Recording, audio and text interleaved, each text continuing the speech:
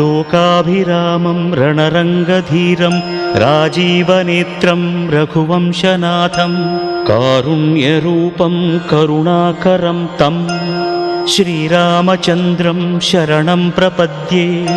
मनोजवं मारुततुल्यवेगं जितेन्द्रियं बुद्धिमतां वरिष्ठं वातात्मजं वानरयूथमुख्यं श्रीरामदूतं शरणं प्रपद्ये।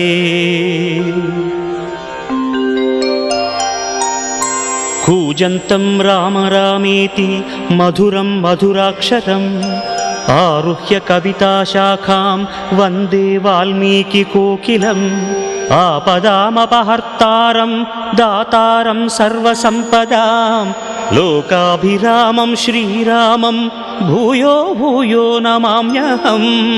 भर्जनं भवबीजानां